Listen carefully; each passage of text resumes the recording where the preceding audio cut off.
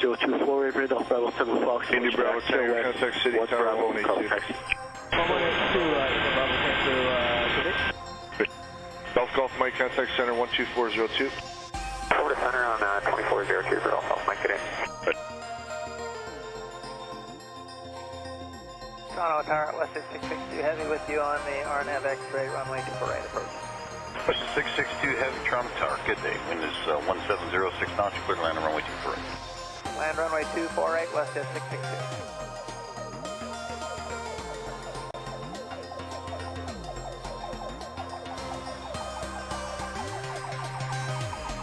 Fox Oscar Echo, contact center 12402.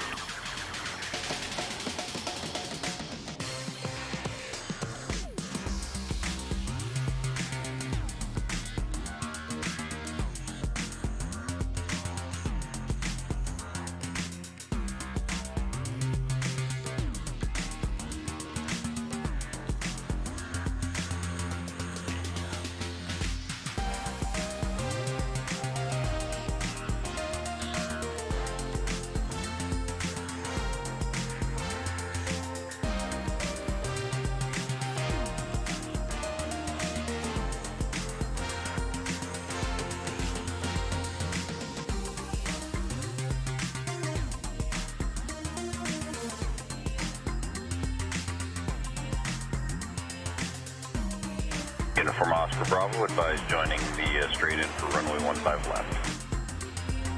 We'll advise joining straight in for runway 15 left, Uniform Oscar Bravo.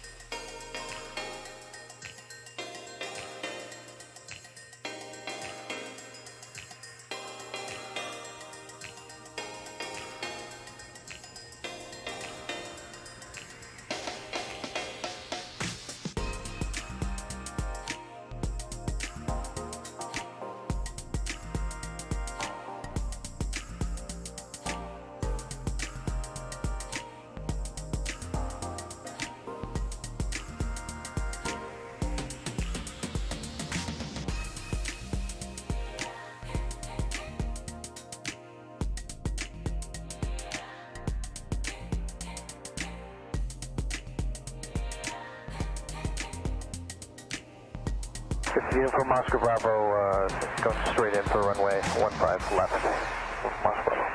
Uniform Oscar Bravo, keep it square there. I've got heavy traffic about a mile and a half final for 24 right. Just give them a chance to roll out before you do your low approach. Roger, keep it square. Uniform Oscar Bravo. Sorry, who called through the car? Sorry, just sending you the PDT right now.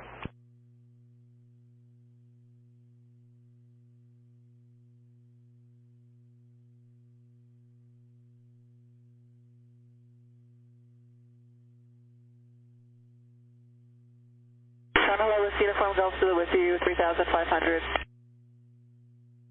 Uniform Golf Zulu, Toronto Terminal, good afternoon, altimeter 3000. 3000, Uniform Golf Zulu, we're requesting to fly over Pearson if possible, then back to Burlington. Uniform Golf Zulu, I'll check that, towards Pearson, and I'll check with the tower when you get closer. Okay, thanks for continuing towards Pearson, Uniform Golf Zulu. And repeat the last comment for afterwards, Uniform Oscar Bravo. Uniform Oscar Bravo, on the climb out, proceed direct to City Center. On the climb out, proceed direct to City Center, Uniform Oscar Bravo.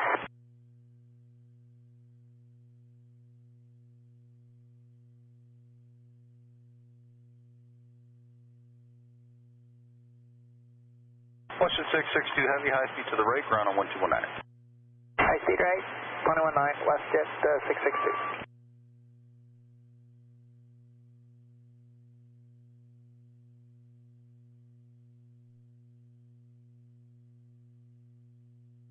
Underground, West Jet 662 Heavy, Charlie 4 for...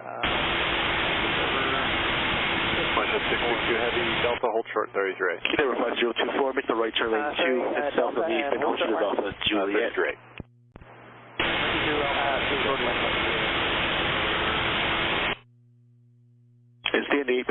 Alpha Juliet.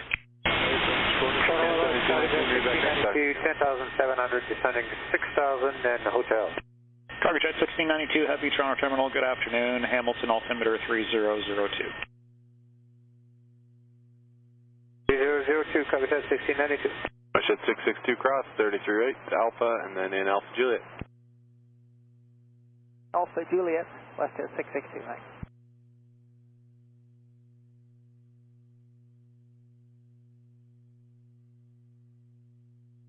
And ground, good day, Air Canada 422 Heavy, short of Alpha Lima information, Golf. Air Canada 422 Heavy, 23 Yates Golf, altimeter 3000, taxi Alpha Hotel. Alpha Hotel, Air Canada 422. Mission 529, clearance Winnipeg, FSEP 6 departure, Musit to transition, then Air land after that. Push back, taxi.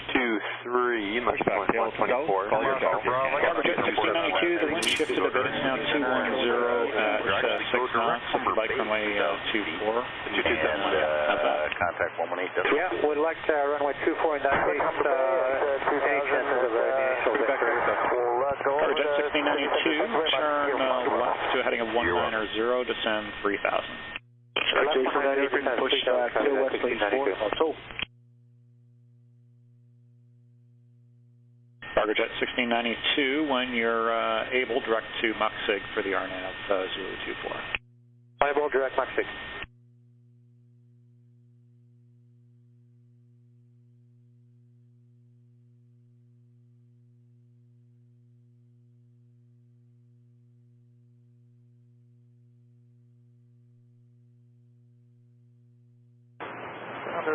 Air 5024, contact ground 12165. 21 to 24, do you want to go off 23 or just want to stick with 24? 24 with Okay, just wait for the Heavy Air Canada go by you on Alpha there, then 248 Davis Golf, numbers 3000, Bravo, and Charlie. There we go. Hello! Welcome to the stream. Technical difficulties always. But here we are. We're online.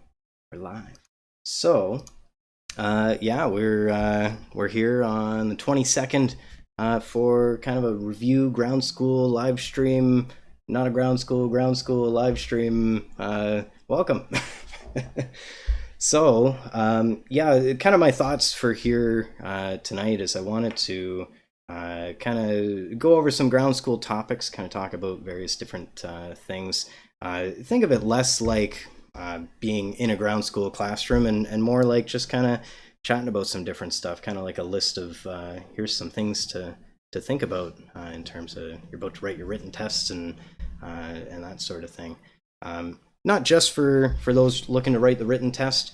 You know, if you're brand new to this will kind of give you some idea of some different things to that pilots have to you know, think about. If you're a licensed pilot, you know, some things to maybe review and look back at it and that sort of thing. So that's kind of the goal of tonight. You guys are probably still filtering in here, but definitely ask any sort of questions, any sort of topics that you want to steer me into, and we'll go from there. It's pretty open-ended that way. But I have a couple things I wanted to kind of go over and talk about and that sort of thing. So I wanted to start off and kind of focus a lot of today on meteorology, actually, and you know, we'll talk about a little bit of theory of flight and that kind of stuff after that. So we can start right off talking about meteorology. I wanted to start with the topic of relative humidity. Reason being is humidity and water vapor, even though it's less than 1% of the atmosphere, is typically the biggest factor in weather and kind of meteorology and different systems that could be hazardous to us as pilots. So let's start with relative humidity and a definition if we were to define relative humidity. So to define it, it is the ratio of water vapor in the air versus water vapor that the air or versus what amount of water vapor the air could hold if it was saturated at that temperature and pressure and that sort of thing. So that's relative humidity. It's related to dew point. Dew point would be the temperature that with the water that's in the air right now, if we were to cool the air down, when would it saturate? And this has to do with a given parcel of air. And so when we look at these numbers and stuff, it's helpful to think about, we have this parcel of air, and in that parcel of air, we've got water vapor, right? Like I say, it's less than 1% of the atmosphere though. But we've got lots of air particles. You know, we've got our oxygen, and we've got nitrogen and carbon dioxide and argon and all that stuff. And intermixed amongst these particles is water vapor in there. And so we've got a little bit of water vapor. Now, if the air is saturated, it means it won't hold any more water vapor. So the relative humidity at that point would be 100%. Can't hold any more water vapor, 100% relative humidity. If, let's say we had 50% relative humidity, we've got all these droplets in this parcel of air, but we've got holes where there could be water droplets here, or water vapor, and there's not, and we're not quite saturated yet. So that difference between how much water vapor is in the air and how much it could hold is the relative humidity. Now, in this parcel of air, if we let's say that this parcel of air was at 10 degrees Celsius, the dew point might be, say, 5 degrees Celsius. And so what's going to happen is, as we cool down this parcel of air at 8 degrees Celsius, still fine, nothing's going to happen. 7 degrees, 6 degrees, nothing's going to happen. Once we get 5 degrees and below, these holes start to fill up. Can't have any more water vapor in the air. Starts to come out, and then when you're going to get saturation, you're going to get either fog or rain or some kind of precipitation water coming out of the air. Some related topics is cloud formation. So this process happens all the time when there is clouds outside. So as you go up in altitude, or more specifically, as our parcel of air starts to rise in altitude, it's going to change. There's less air in the atmosphere above our parcel, and as we go up in altitude, it's going to start to expand. So maybe it's a little bit bigger, like this. So we've got our now bigger parcel of air, but with the same contents. We've still got the same amount of oxygen and nitrogen and argon and carbon dioxide and all that stuff, but now it's being allowed to spread out to fill this bigger area. When that happens, the temperature decreases, right? And as the temperature decreases, maybe we get closer to that dew point. So in the previous example, 5 degrees, right? Maybe as we go up in altitude, we get closer to that 5 degrees. If we hit 5 degrees, we're now saturated. And at that point, any higher or any lower temperature, you're going to start to get cloud formation at that point. So that is the process, and how you would describe that is called the lapse rate. So let me just clear this out here. So the lapse rate is the amount of change in temperature as you go up in altitude. So let's say at sea level 0, it might be 15 degrees. And then up at some higher altitude, say like 8,000 feet, it's going to be significantly different. It might be -1 degree up there. And so that's called the lapse rate. And there's a couple different lapse rates depending on the scenario. How frequently you lapse in judgment. How many people have we got in here now? Oh yeah, we got 10 people. So there's 3 different test question lapse rates. There is the ICAO standard lapse rate, and then there is a dry lapse rate. Oops. and then there's a wet lapse rate. Take a guess in the chat. Put your bets. What's the ICAO standard lapse rate? What do you think? Is it 1? Is it 5? Is it 3? Place bets in the chat. So ICAO standard lapse rate is oddly specific. They say 1.98 degrees Celsius per 1,000 feet. So Arnab put 2 down there. 2 degrees is very close to the ICAO standard lapse rate. So for practice, for calculation, we always tend to just round it. We just go, I don't care about that 0.98. I'm gonna round it up to 2 degrees, and then you know, that just helps. So in this example, if we're talking about thousands of feet, you know, we might not care about the individual fraction of a degree, but ICAO says 1.98. That's standard lapse rate. The dry lapse rate. Place your bets. Place your bets in the chat. What do you think? Dry lapse rate.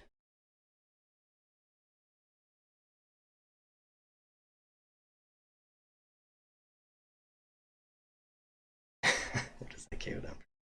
So dry lapse rate is 3 degrees Celsius per 1,000. So each of these are 1,000 foot.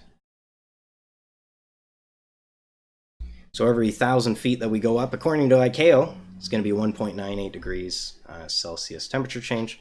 The dry lapse rate would be 3 degree Celsius temperature change, and the wet lapse rate would be 1.5 degrees per 1,000 feet. So what is all this? These are numbers that people see in the, you know, in studying and in you know, reading the from the ground up and stuff like that. You see these numbers and you talk about them, and it's kind of confusing, because it's like, why would I use ICAO? Why would I use the dry wet lapse rate? What is all this stuff about? So the way to think about these two lapse rates is really differentiate between these two down below. They really are not related to the ICAO standard lapse rate there, in that the ICAO standard lapse rate has to do with ICAO looking at the atmosphere on average and saying, well, if I take my airplane and I fly from this altitude, I fly up to this altitude, what would I expect in that altitude change? What would the temperature change be at any given place? The dry and the wet lapse rate has to do with, I take my parcel of air and I move my parcel of air up and down at different altitudes. As my parcel of air rises in altitude, it's going to expand and cool. So if the air is moving up and down, you use these two lapse rates below. These are known as adiabatic lapse rates. Adiabatic lapse rate. So you'll hear them talked about dry adiabatic lapse rate and wet adiabatic lapse rate. Adiabatic just is a fancy way of saying air movement up and down, and then ICAO standard lapse rate being my airplane moving up and down. Think of ICAO like they govern all the airplane stuff. It's the airplane that's moving up and down for the ICAO standard lapse rate. So this is, you know, generally, so the ICAO standard lapse rate for the most part is what you're going to end up using. Look at that font. So the ICAO standard lapse rate is what you're going to use for most things, because you are going to be calculating, okay, I'm on the ground somewhere near sea level. I'm going to fly up to altitude. Hey, Sylvester. I'm going to fly up to altitude. What temperature is it going to be when I get to my cruising altitude, and that sort of thing. So for most calculations, you're going to look at the ICAO standard lapse rate. And for most calculations, you're going to round it up to 2 degrees. But you might get a test question that says, what is the ICAO standard lapse rate? So that's kind of what that's talking about. So given that, we can kind of work out a little bit of a calculation. Now, a lot of people will say, okay, take the altitude you're going to, the altitude you're at, subtract, divide, and do all kinds of stuff. Sometimes I find it can be easier to just kind of trace it out. So what is it going to be when I get to 1,000 feet? What's it going to be at 2,000, 3,000, or and so on. So at 1,000 feet, if we're flying our airplane up and down, we care about the ICAO standard lapse rate. So we're going to go based on, let's call it 2 degrees per 1,000 feet. So 15 minus 2, we're going to get 13. And then up another 1,000 feet, we're going to have 11. And then up another 1,000 feet, we're going to have 9. And so on. And so if you're doing a test question, you can you can literally write out all the altitudes on the page. And I've had written tests where I do that. I'll go up the page, you know, oh, I'm going 8,000 feet, write out all the numbers, and just, you know, keep filling them in on the way up. So let me just continue this. 7, 1, and -1, so that would be for 5, and for 6, and for 7. Hooray, I got it right. So yeah, at 8,000 feet, my temperature would be -1 if the temperature at sea level was 15 degrees Celsius. Why did I choose 15 degrees, you might ask? Well, that's because that's another ICAO standard. The ICAO standard temperature at sea level is 15 degrees Celsius. That's another good one for the test, ICAO standard atmosphere. Cloud question coming on. I'm not going to get too much into the cloud calculation, but what I wanted to talk about is the ISO things tonight. ISO meaning the same, ISO. And so there's an ISO term that has to do with this topic, which is an isotherm. So ISO meaning the same, therm meaning temperature. So an isotherm would be the same temperature or equal temperature. So you might get a question that talks about an isothermal layer. And so what that would be is that you're not getting the normal standard temperature change with altitude, decrease in temperature and altitude. You have an isothermal layer. Maybe it's 15 degrees Celsius on the ground up to 2,000 feet, and then it starts decreasing. That's a scenario that you can get into. Another related topic would be an inversion. An inversion would be the opposite of normal, so it's not the same, but it's actually temperature increasing with altitude, which would be abnormal. ISO. Okay, we'll come back to more ISO things here in just a minute. Okay, let's switch gears to some altimeter stuff. So I'm going to pull up the weather for right now. Here we are. Let me make that a little bigger.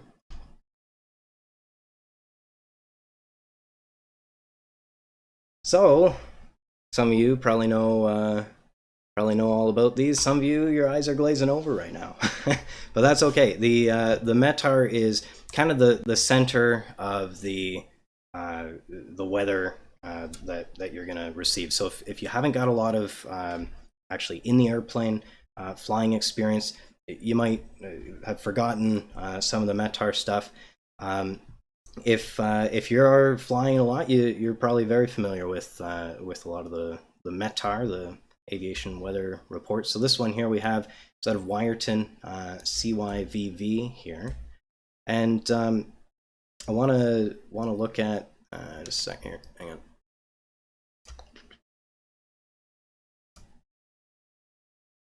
Okay, I want to look at some stuff to do with altimeters here.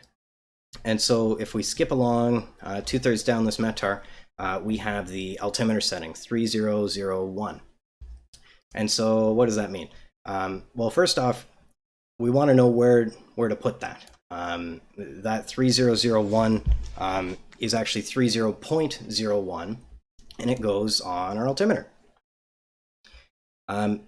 There's two different displays. It's kind of subparts of the altimeter. We've got the main actually altitude readout with the 3 needles here, and then you got this little window on the side. That's where the altimeter setting is going to go, 3001. This here is known as the Coleman window. So when you get the altimeter setting from the METAR, or maybe you get it from a Unicom or a mandatory frequency or an ATIS or something like that, you get that altimeter setting. You're going to compare it to what you have, and from there you'll know, okay, my altimeter is reading correctly, field elevation, airport elevation, that kind of thing. And then really the main purpose though is that you might be doing a longer flight. If your flight's going to be 3 hours long or something like that, the pressure is going to change over that time, and you're going to need to calibrate that difference out. A couple different things to look at in terms of the written test for these altimeter settings. One is that there's a little bit of math that we can do with that number, that inches of mercury number, in order to kind of figure out what is the error on any given day. So the altimeter setting, it's important to recognize that that's not the pressure that my airplane is at right now. That is at sea level. So we got our, actually I'll make it blue, sea level. So we got sea level, and then, you know, we've got our terrain. Maybe we're flying out over here. So we get our altimeter setting from the METAR, let's say, and it says our altimeter setting is 30.01. It's not the pressure of my airplane up here, say we're at 2,000 feet. 3001 is the pressure at sea level, the barometric pressure. And it's measured in inches of mercury. So some smart people back in the day figured out, okay, if I have a little pool of mercury and I put like a test tube in it, here's my mercury. Even though there's no air at the top of that tube, mercury's so heavy it's going to start sagging down, and there's actually a little bit of a gap at the top. There's a vacuum at the top of my my test tube in this pool of mercury, and the distance between the pool of mercury and the top of my my level in the tube, that is the altimeter setting. So today that would be 30.01 inches of mercury. So the altimeter kind of handles all that part, and really we just put that number into the Coleman window. We turn the little knob, and then our altimeter is going to read accurately, in this case 2,000 feet. Couple different test questions will need us to do some math with this altimeter setting. I'm trying to move this, it won't let me move it. There we go. So a couple different, so really the key term to know is pressure altitude. So the altimeter doesn't know how high you are, it just knows what the pressure is outside. So the pressure on today is a little bit higher than standard pressure. Standard pressure, another ICAO standard here. Take a guess in the chat, what is ICAO standard pressure in inches of mercury?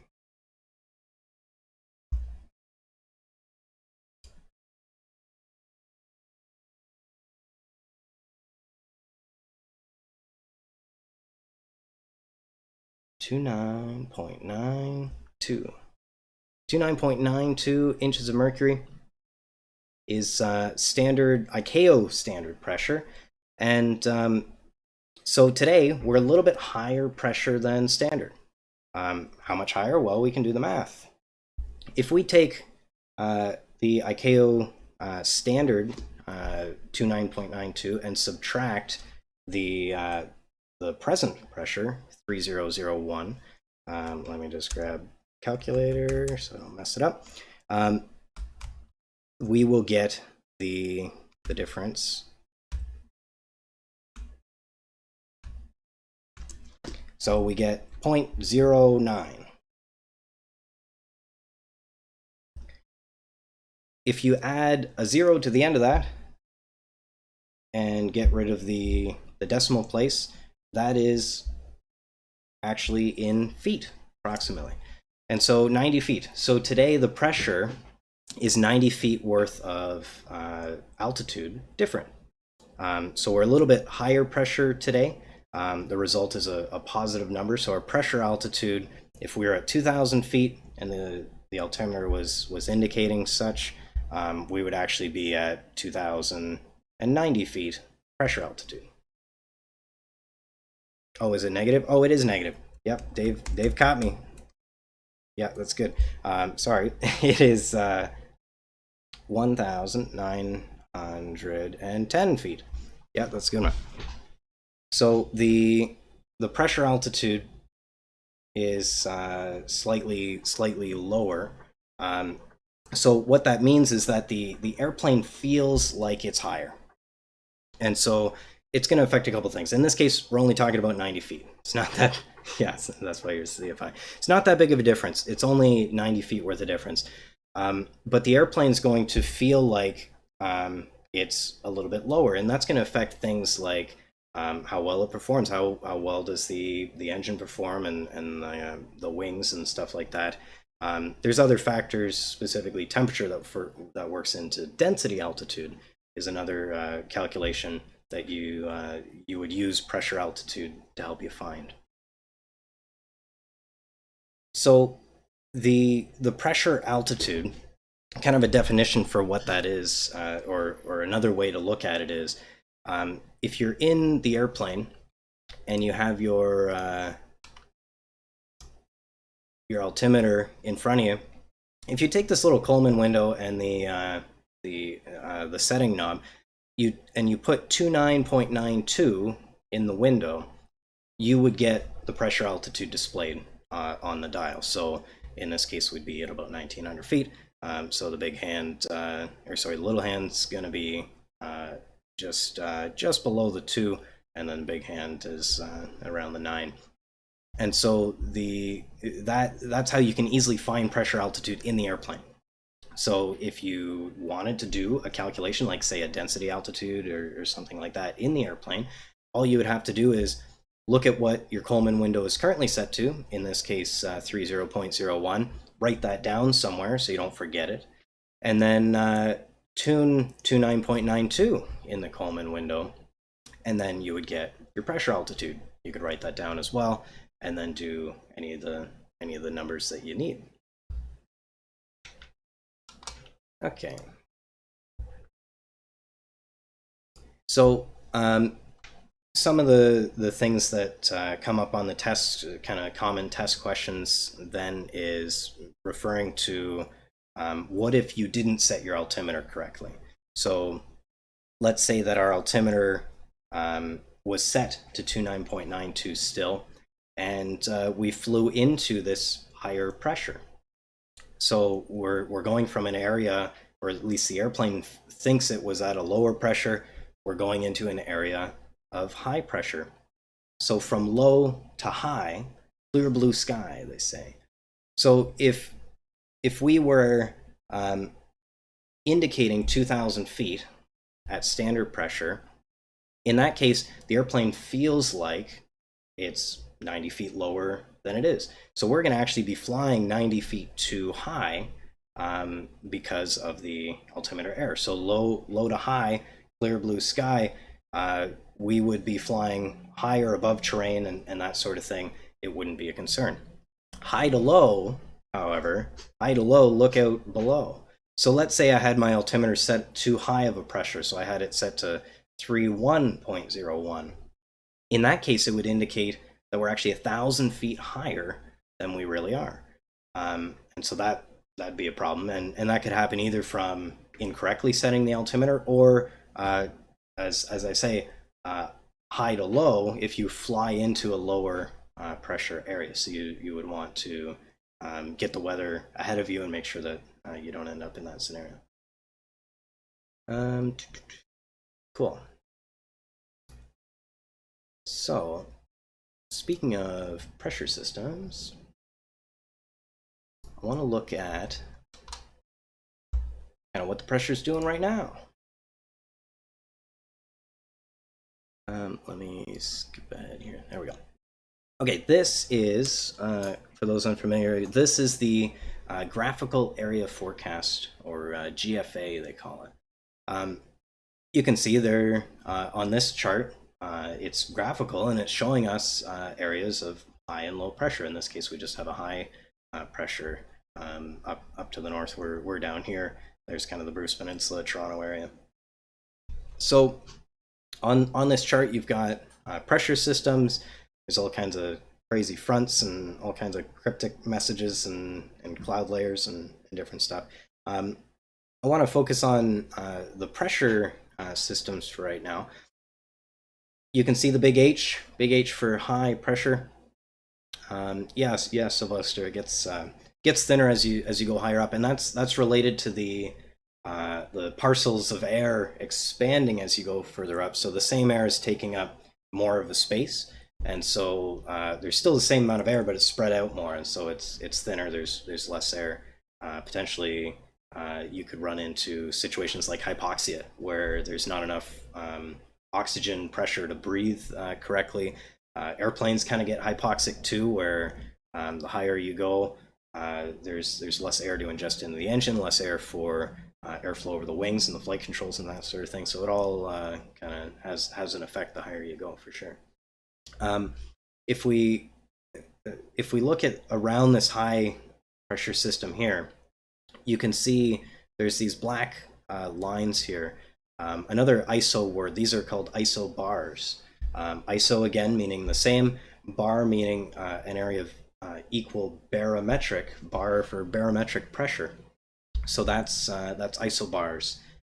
So anywhere along this line is the same pressure, and there is little labels on them.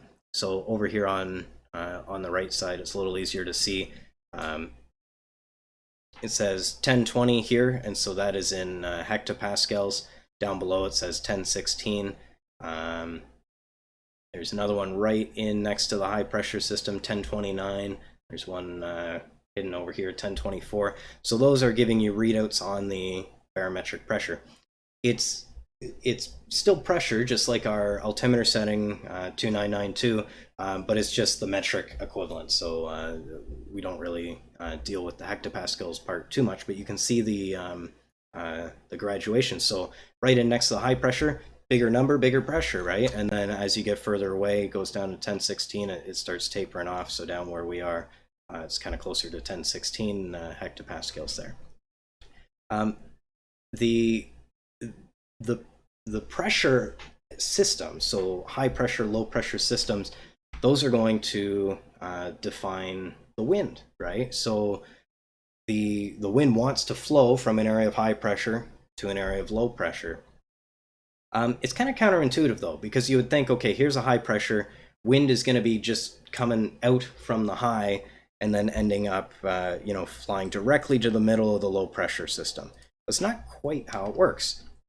And so again, you might think, okay, we've got a high pressure and we've got a low pressure. You would think, okay, from high to low, the wind's just going to flow like that, but it's not quite how it ends up in the real world. Here's some pressure systems. We're looking at kind of the coast of BC and some of the west coast of the states here. There's a couple different pressure systems going on over there.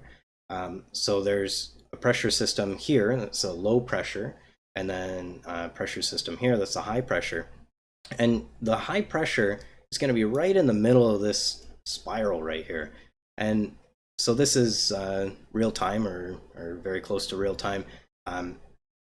Right in the middle of this system is the high pressure, and like I was saying, you would think it would go straight out from the center, but it doesn't. You can see it comes out in this big spiral. So more or less the wind actually doesn't fly out of the high pressure. It goes parallel to these isobars. So this is a pretty weak system. The isobars are kind of funny shaped, but on this stronger system, they're more concentric circles. And for the most part, the wind is going parallel to them. It's not going across the isobars from the high to the low pressure.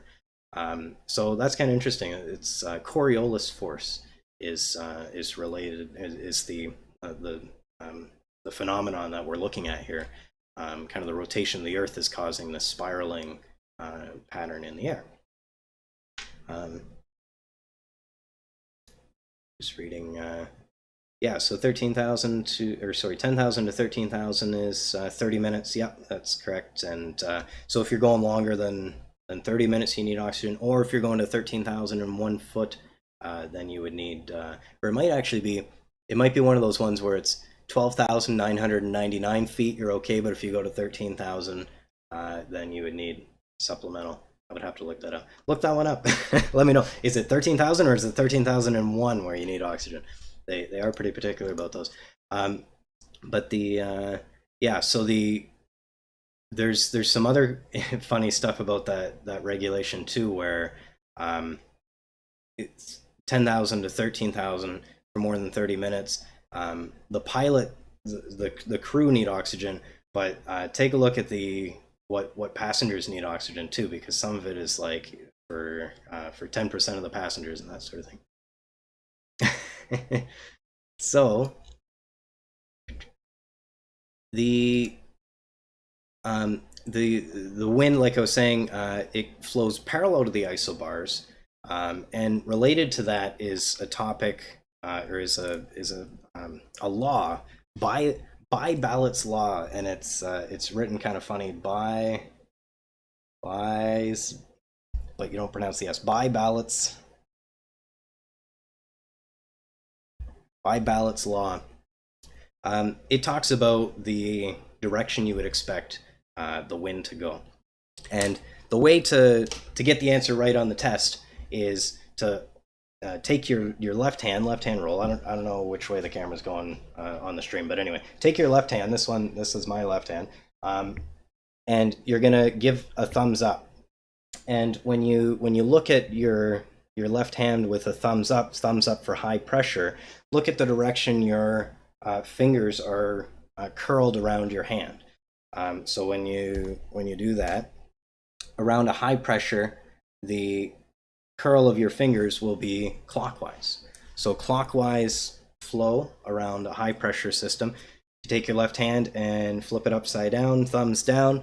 The curl of your fingers is going to be counterclockwise around a low pressure system. And for the most part, that is just what happens. The air doesn't have much of a component that's going directly from high to low, and you can see that here. Here's kind of our high pressure system. Here's a low pressure system over here. There's very little that's actually going between the two pressure systems. It's mostly in the swirling. We got another, looks like a low pressure system over here, counterclockwise rotation. There's very little air flowing directly in. It's mostly, like I say, parallel to those isobars. So by Ballot kind of figured that out, and he said, well, if you stand with your back to the wind, so here's Mr. By Ballot here, and he says, if you stand with your back to the wind, the low pressure is going to be to your left. And so that is that's by Ballott's law, and it's to describe the movement of air around the high and low pressure systems. So as you're seeing in the animation there, really it ends up being kind of this spiraling, like this spiraling out from the, or rather spiraling out from the high and then curling into the low like that.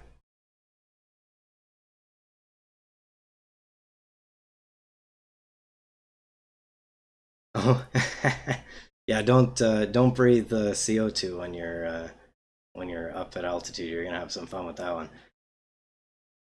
Yes, that's a really good point, Arnab. So this is just in the northern hemisphere. Actually, that's interesting. So because we have the world on this thing, let's see if we can find some southern hemisphere brain melting backwards weather systems. Yeah. So here's one. This looks like a high pressure system, because you can see down here at the bottom the air's flowing outward this way, but in the southern hemisphere it's backwards. And I keep, even just looking at this, I'm like looking at my left hand and looking at the screen, and I'm like, it doesn't make sense, it's not right. But that's the key. So for the northern hemisphere, you're going to take your left hand and make sure it's your left hand, And high pressure is going to go clockwise, low pressure is going to go counterclockwise. The flat Earth, don't know how I can help with that one. The simulations are really accurate. The simulations on the weather patterns really seem round. So cool.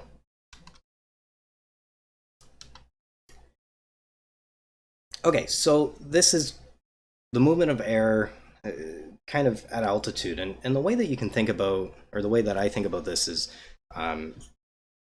the wind would go perfectly parallel to the isobars if there was no friction. There's nothing stopping the wind from changing direction or anything like that. So no friction specifically with the ground. The ground kind of changes things a little bit, and the reason why we have this Coriolis force, this spiraling movement of the air, is because of the air's momentum. You don't think about air as having much momentum, but when you talk about thousands of miles across potentially for some of these pressure systems, the air has quite a bit of mass and momentum moving all in one direction. And so that allows basically the Earth to rotate under the air, and that's where you get the spiraling going. But let's say right in the middle of the drawing here, I put a beautiful Christmas tree.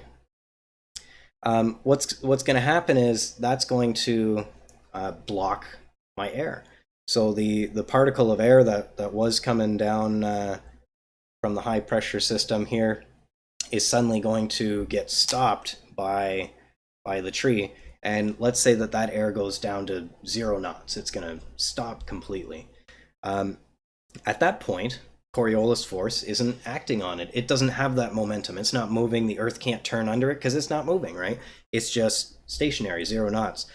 But then at that point, we still have the high pressure system on one side and the low pressure system on the other side. We still have this pressure gradient, they call it, where it's going to push, it's going to act on that air particle that stopped and hit the tree, and it's going to want to go, in this case, turning to the left to go to the low pressure system there. So this is the effect of the surface, basically. You've got trees and buildings, and even if it's an open field, just the individual pieces of grass are going to stop the air that's right up against it. And then the air at altitude is still essentially frictionless. At very high altitude, there's not the ground in the way to affect the air. So we'll actually notice this. This is a very common thing to see if there's much wind, especially on a really clear morning where it's very calm wind on the surface, but it's potentially windy at altitude. You'll notice that the wind changes in speed and also direction. So as you go up in altitude, the wind direction is going to veer. It's going to be more in line with the isobars. And then as you go down in altitude closer towards the ground, it's going to back to the left to be more directly from that high pressure system to the low pressure system. So that's called veering and backing. So veering to the right and increasing as you go up in altitude, backing to the left and decreasing as you go down in altitude. And this is, like I say, this is pretty common, and you'll see it a lot if, say, the windsock is going straight down the runway at, say, 5 knots. You'll be on final, and there will be some crosswind, and you go, hang on, why is there crosswind? The windsock's going straight down the runway. Well, there's crosswind because if you're up at 100 feet or 200 feet or 1,000 feet even, you have experienced veering where the wind has moved to the right to be more parallel to the isobars. When you come back down to the Earth, the wind will back and slow down, back down, back, back, slow, back down, down, back, back, and slow down.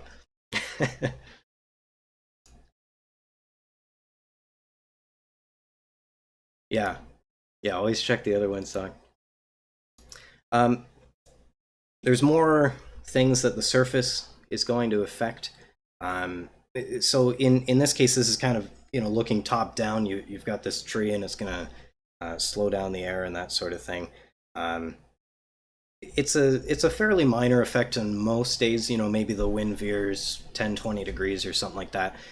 What you really start to notice is kind of the topography, like how the ground features either trees or buildings or cliffs and that kind of stuff is going to affect the movement of the air. So if you had a perfectly flat ground and the wind is flowing across it, it's going to stay relatively smooth. It's not really going to be disturbed by that.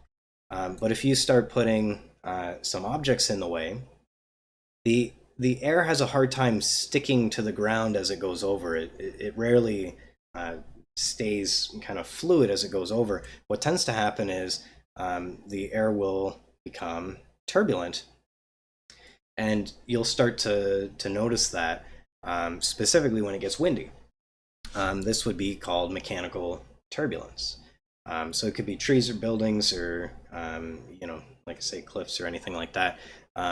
The more wind you have, just the more turbulence you're going to have. This effect is going to be amplified even more. So mechanical turbulence. There's other types of turbulence you could experience as well, like thermal turbulence and maybe turbulence associated with a front or a thunderstorm or something like that. But mechanical turbulence is one of the most common that you would see in the wild, because there's typically some wind, and you'll start on the ground, and so you'll be exposed to some of the turbulence. As you go up in altitude, though, the air has some opportunity to start smoothing out, and so typically 1,000, 2,000 feet, it will tend to become laminar again, not turbulent anymore, and the turbulence goes away. So a lot of the time, the technique is, if it's turbulent, climb a little bit, see if it gets any better.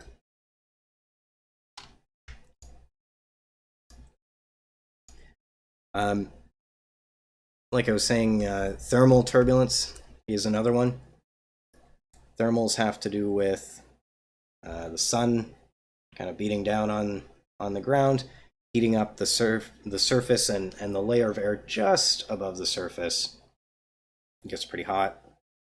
And then at some points, that warm air is going to get away from the air all around it, and it makes a little column that can bust up through kind of the layer of colder air that's above it. And that's called a thermal, and once that happens, you get kind of this rising column of warm air. Sometimes you'll have a cloud associated at some point on that column of warm air, and then at some point that warm air is going to lose its energy, it's going to cool off, and it's potentially going to be falling cool air at that point. It's all to do with kind of temperature. As you warm up the air, it's going to expand, and that same amount of air is taking, that same parcel of air is taking up a bigger space, and because of that, it's less dense. It's going to start to rise, and then as it rises, it cools. Remember the dry and wet adiabatic collapse rates. It's going to cool. When it cools, it's going to contract and then want to fall back down. So this movement of air is thermal turbulence. So you'll get rising air and falling air, and maybe the cool air falls over here as well, and then sometimes you'll get cycles where it rises here and then it falls and then it rises and it falls. So if you're going in and out of those areas of rising and falling warm and cool air, that's thermal turbulence. Tends to be a little bit higher than the mechanical turbulence. Reason being is because as the air rises, it's expanding, which makes it want to rise even more, and it's going to expand more. So until it really cools down a lot, you'll have that rising for quite some ways. So typically a few thousand feet for this thermal turbulence.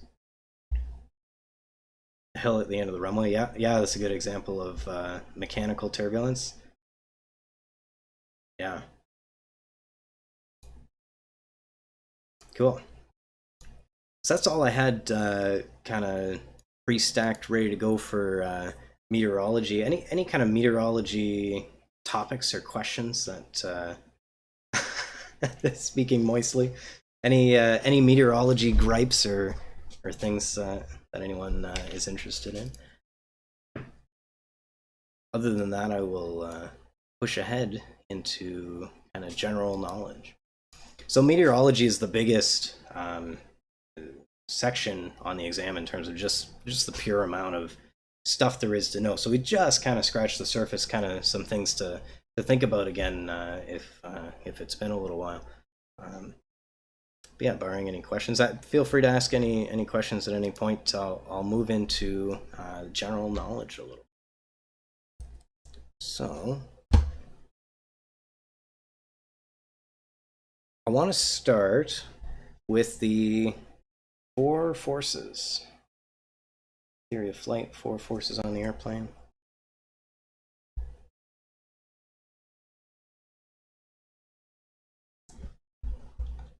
Yeah.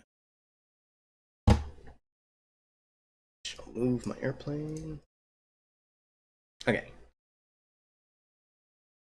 4 forces, call them out in the chat. What are they? Up, down, left, and right. It's the 4 forces.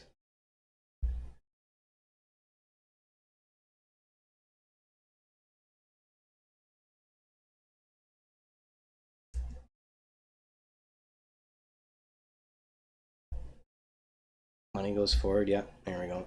Dave's got the real answer. Transport Canada. And then reality. And then, what was it, dreams? Dreams, yeah. Great, but the real 4 forces. There's some.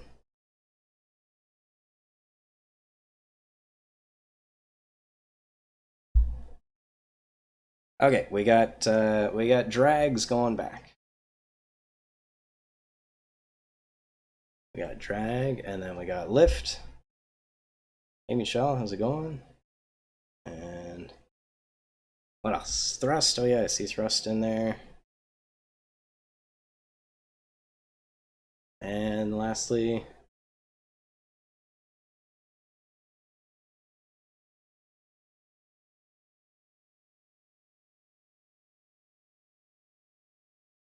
weight.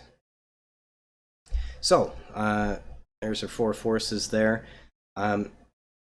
The drag is interesting to me from kind of like a written test standpoint, because there's a couple different kind of test questiony things that they would get into, specifically the types of drag and that sort of thing. So there's 2 main categories, and then there's a couple different subtypes there. So let's chat about those. So there is parasite drag, and then induced drag.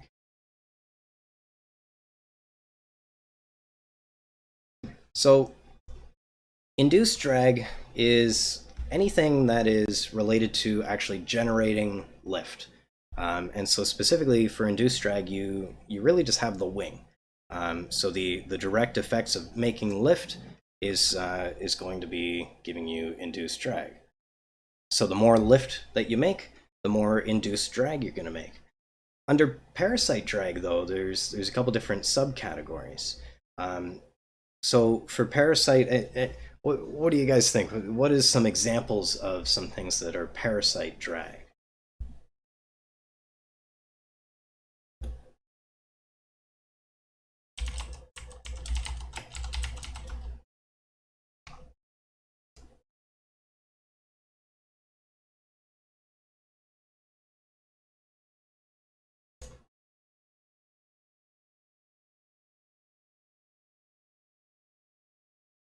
So one example is called form drag. So form drag is the actual shape of the airplane. So for example, maybe the fuselage. The fuselage shape, the fact that it's not perfectly streamlined, you know, it's got to hold people, and it's got to hold pilot seats and iPads and all kinds of stuff. So because of that, you're going to need to have some object, the fuselage, and you'll streamline it as best as you can, but you're not going to be able to get it perfect. Just the fact that that fuselage is into the oncoming air, that's form drag. I heard frost. Frost is a good one. So that would be an example of skin friction.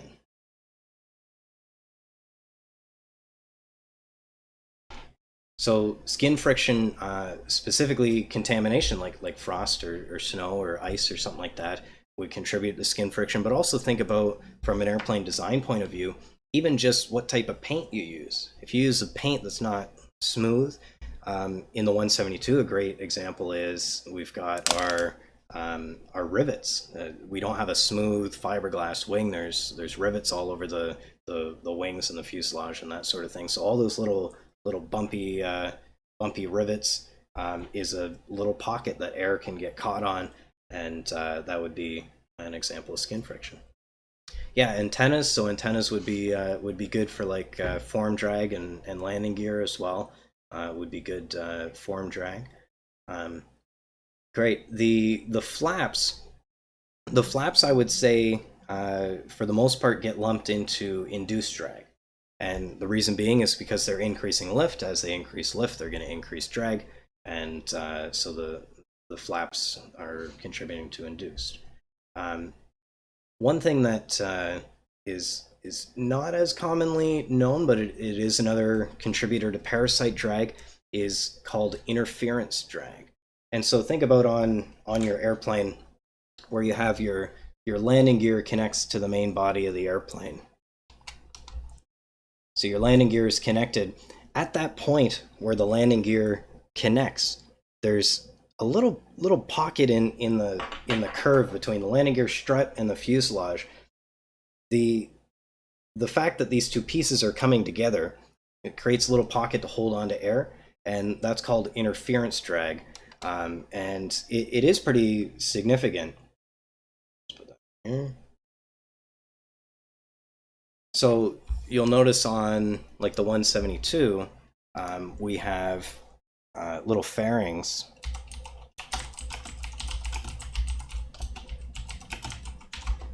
Just show a picture of one here.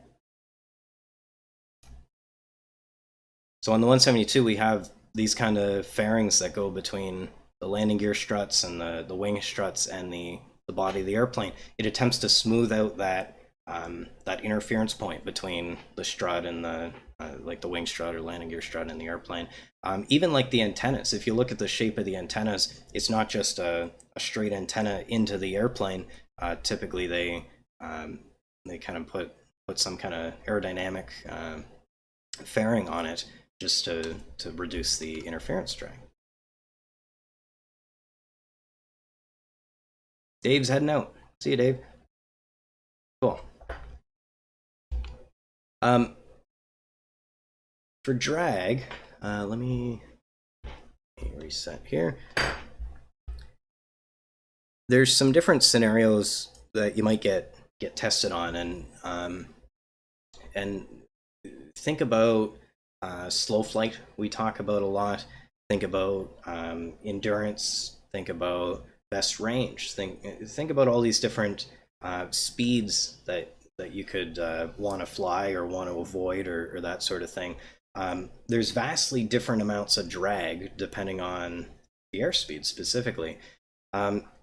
So what happens is, let me draw a chart for us. Down at the bottom we got airspeed. As airspeed increases, we fly faster. What happens to parasite drag? We're flying faster, got more airflow. What's going to happen in terms of the landing gear struts and the antennas and the form of the windshield and the fuselage? What are those things going to do in terms of drag as we fly faster.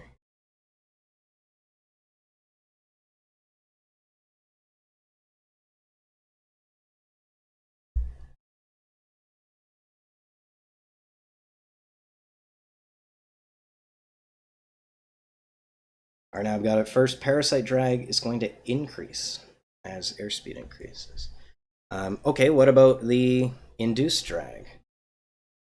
What's going to happen to the induced drag as we slow down? And so remember, as we slow down for induced drag has to do with the effect of specifically the wings, how much lift we're making. As we slow down, we're going to pitch the nose up to try and keep it flying. What's going to happen to the induced drag as we increase that angle of attack, increasing the angle between the oncoming airflow and the wing?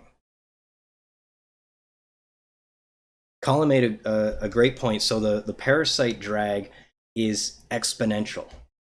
So what is it? It's with, I think it's for doubling the speed, the drag goes up by the square or something like that. So it really takes off.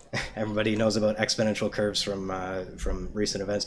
So it really takes off and gets quite vertical the faster you go. So the first 10 knots is not nearly as significant as you know, the 110th knot and that sort of thing. So induced drag down here, when we're at very low speed, there's a lot of induced drag. And again, think about it. If we're just above the stall, we're going to have that nose way up in the air like this, trying to just keep the airplane flying, right? So when we're really slow, the induced drag is quite high. And then as we increase our speed, the induced drag falls off dramatically, so that when we're really fast, the airplane's going to be nose down quite a bit because we're going so fast. The angle of attack, the angle between the oncoming airflow and the airplane, is going to be quite low. And so we're not making that much induced drag because the wing's not really working hard to give us lift. The wings are still hitting air and there's still drag on them, but it's things like the skin friction, right? You know, the rivets on the airplane are still making lots of drag. That would be a parasite drag. But the actual lift generating angle of attack formula, there's not much induced drag anymore. So the total between these two numbers is what we kind of think of as drag, right? When you're flying, you really don't think about, is this parasite drag I'm experiencing now or induced drag? Really what we care about is total drag, kind of the combination between the two. So it looks something like that. So there is a sweet spot speed right down near the bottom of this this arc here, where we're flying really efficient. We have the minimum drag, sometimes called the best LD, the best lift drag ratio. And essentially, all that means is the minimum drag. The minimum possible drag is going to be at the bottom of that curve. And so that's a really efficient place to be. Think about, as we get really, really slow, this induced drag up in this part of the graph can start to become a problem. There's so much drag. I need to get up and start creating drag. Yeah. If we're down in that low airspeed section of the curve, we're making so much drag down there because of induced drag. There's almost no speed, right? The air speed is very low by definition here, but we're making an incredible amount of drag with that nose way up in the air, just trying to hold on and keep making lift. So at some point, you know, we slow down and we pull the nose up and we make more drag, which means we're gonna slow down more, which means we're gonna have to pull the nose up to stay flying. At some point, we're gonna run out of nose up or run out of speed available. You know, even with, say, full power, you're not going to be able to maintain the airplane flying. This that I'm describing is called slow flight, right? So as you start slowing down and pitching that nose up and up and up and up, at some point, the airplane is going to basically get worse by itself, and that's slow flight, and you're going to have all kinds of power, and that nose is way up, and trying to hold on and you just can't hold on. Wants to descend and that sort of thing, and potentially even stall. So that's on that end of the curve. On the other end of the curve, you know, if you're flying, say 140 knots, in that case, you might not be able to maintain level flight either, because you're just going so fast. In order to get that speed, you're going to have the nose way down like this. You're making so much drag up at this high, you know, parasite end of the curve, and really at that point, it's maybe easier to recover from. You just have to pull the nose up, but you're still making it a lot of drag and kind of getting, dissipating performance, getting rid of energy and that kind of thing. So on the topic of slow flight, that's a good kind of test question sort of thing. Another graph for you. So everyone's saying in the chat, yes or no, are you a math nerd? Are you a math person, like math and graphs and numbers and that kind of thing? Yes or no in the chat, are you a math nerd? One thing that math nerds like a lot is to be very specific about their graphs. So one thing that a math nerd would point out on this graph, for example, is I didn't label an axis. That's something that they're pretty particular about. So this label would be like amount of drag is what this label would be. No math nerd will be the best client speed. Oh, that's a good point. Before I move on to the slow flight too much. So the best LD, the best lift drag ratio, this is the best glide. That's a good point. And the reason why it's the best glide is because well, we've minimized the drag for the amount of lift that we have, and that gives us the best possible performance out of the airplane. Specifically in this case, talking about we don't have an engine, so there's no performance to add back in. We're trying to get every bit of performance out of the altitude, the gravitational energy possible. So you want the wing to be as efficient as possible. So the best LD is the best glide speed. So like I was saying, math nerds are really particular about their charts. One of the things that is important about graphs is that along the bottom here, the x-axis, when you go this way, that's sometimes referred to as the independent variable. You don't need to know that. It's not a test question or anything. But what that means is I control that x-axis. So in this case, I'm controlling speed.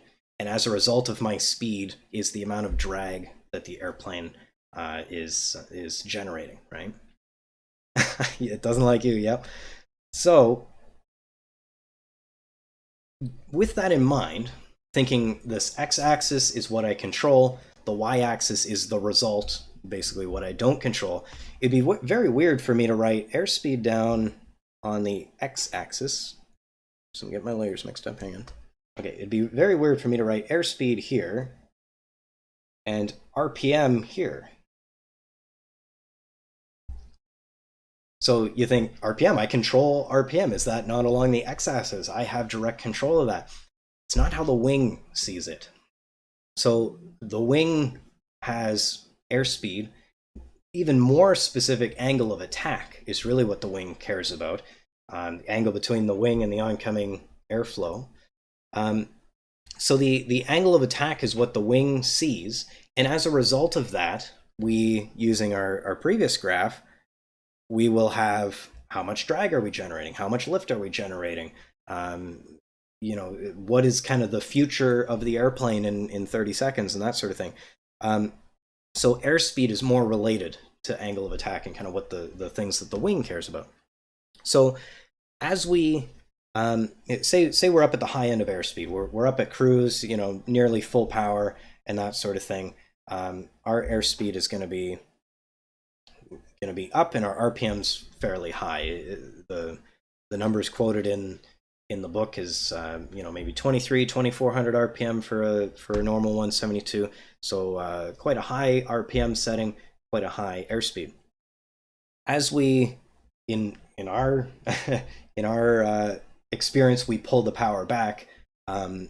in this graph sense, we're reducing airspeed. They're both kind of happening at the same time. As we pull power back, the airspeed reduces. Put another way, as we slow down, the less power we need to maintain level flight at that airspeed that we're at, right? So as we slow down, RPM needed starts coming down, and it kind of levels off right about here. And so at this very special point in the graph, small changes in the power, small changes in the speed, doesn't really change very much. It's all kind of the same. It's one point where the RPM required has flattened out. This is called the endurance. And it's called endurance because that's the lowest possible power setting that we can stay airborne, basically.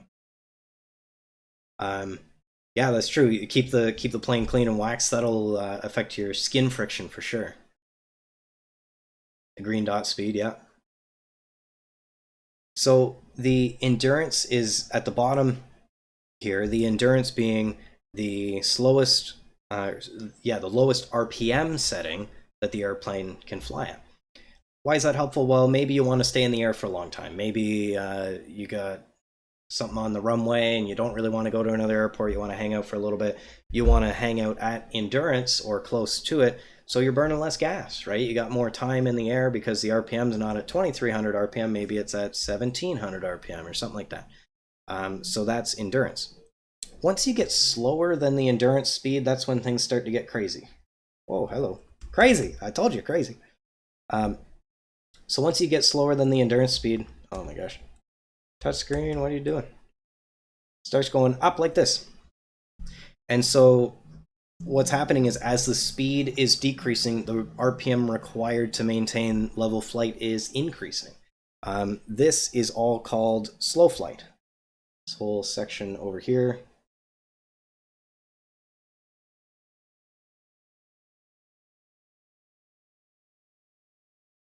And so sometimes referred to as the back side of the power curve. Slow flight is where pilots can get themselves into trouble because let's say I was flying at 1700 RPM and that was working great. I was right here at endurance, and the RPM, by the way, changes. It changes based on air density and that sort of thing. But let's say given today's conditions, it happens to be 1700, and maybe that's around 60 knots in our airplane today with today's density and this altitude and stuff like that. But then we get a little bit of a gust.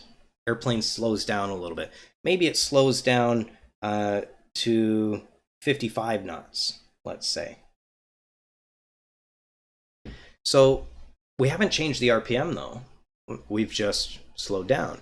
But let's say at this part in the graph, let's say that the airplane now needs 1800 RPM. We're not giving it that. We're only giving it 1700.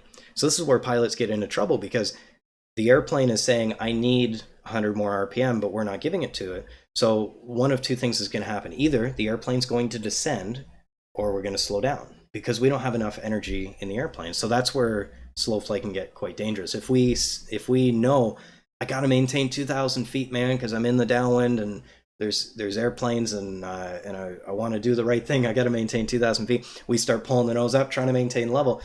Now we're going to slow down a little bit.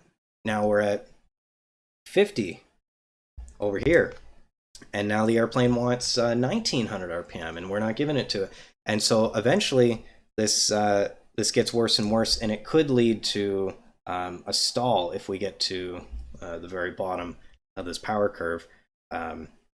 And obviously that'd be quite bad.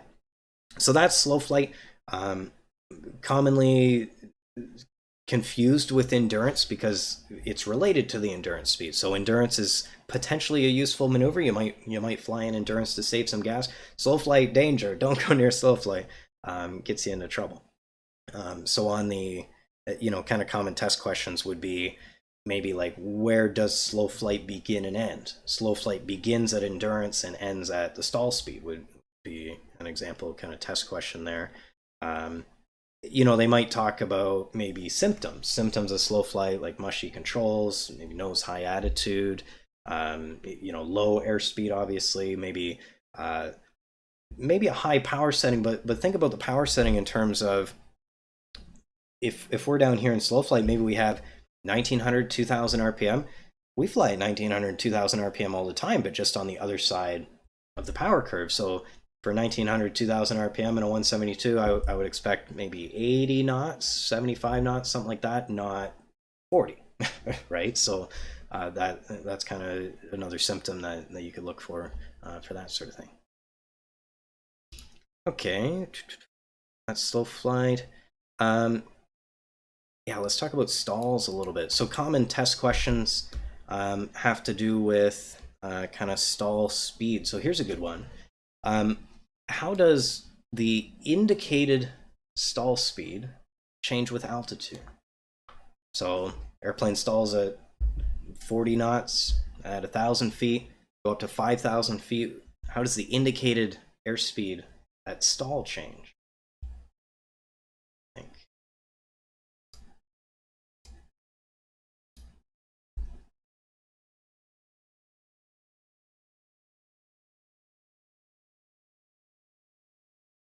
Our nav increases the altitude.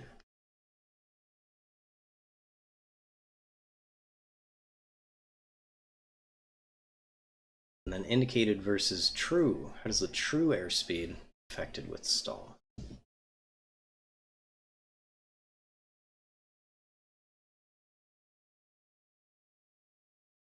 So to know the answer here, we kind of have to think about how the indicator works.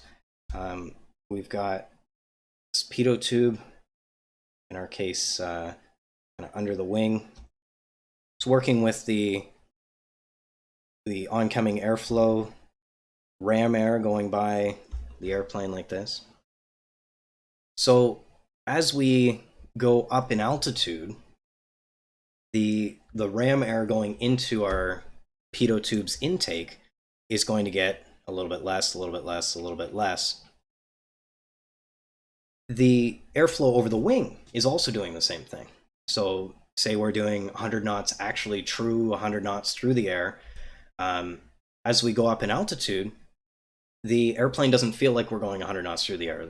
If we were still going 100 knots, but we're 5,000 feet higher, maybe the indicated airspeed is now 85. Whereas the airplane's still doing 100 knots, the wing is also feeling the effects of that. There's less air particles to bounce off the bottoms of the wings and make lift. So the indicated stall speed tracks what the wing is going to do, which is related to what the pitot tube experiences. The pitot tube and the wing are seeing the same change. As we go up in altitude, pitot tube gets less air, wing gets less air. As we go down, wing gets more air, pitot tube gets more air. So the indicated stall speed that you see on the gauge is the same at any altitude. It's also the same at any temperature, any altimeter setting, unless there's something wrong with the gauge or maybe some very minor deviations when you get into the noise. It should be the same at any altitude. The true airspeed is vastly different, the true stall speed. So if we say always stalled at 40 knots indicated airspeed, then you go up a couple thousand feet, the true airspeed could be significantly faster. So the true stall speed at sea level might be still 40 knots, but maybe at 8,000 feet, true stall speed might be 50, 55 knots because the true airspeed, the air's less dense and you're actually going faster. But we don't deal with the true too much in at least in the small stuff in the 172. So I want to be really careful because I brought up, oh, it always stalls at the same speed. I even said those words, it always stalls at the same speed. But that's something that is kind of a common misconception, actually, that it always stalls at the same speed.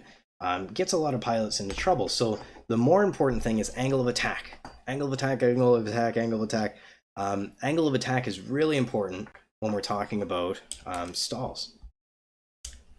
Yeah, so that's important, RNAV. So yeah, the angle of attack. So stall speeds are what's published in the book. And I almost kind of chuckle because they really emphasize even on like the test. Oh, you got to kind of know about the stall speeds and true airspeed versus indicated airspeed, but really the very important thing is the angle of attack. It's always going to stall at the same angle of attack, and then the speed is dependent on what you're doing with the airplane. So if I'm in a 60-degree bank, the angle of attack is going to be significantly higher at the same vertical speed and same airspeed and everything versus if I'm wings level. So that's really important. One thing that let me just pull up a video here real quick because I think it's really helpful.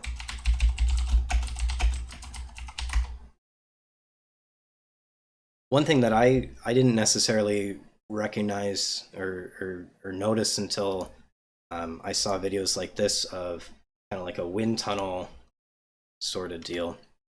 So this video, by the way, is Stalling for Safety. It's a video from the FAA back in 1976. It's a really good video, 17 minutes long. I'm not going to play the whole video, but I just want to show kind of this wind tunnel test of this this wing. The angle of attack is increasing. So here's your oncoming airflow. They got these nice lines on it, and then the wing, in this case, pitching up. As the angle of attack is increasing, eventually it stalls.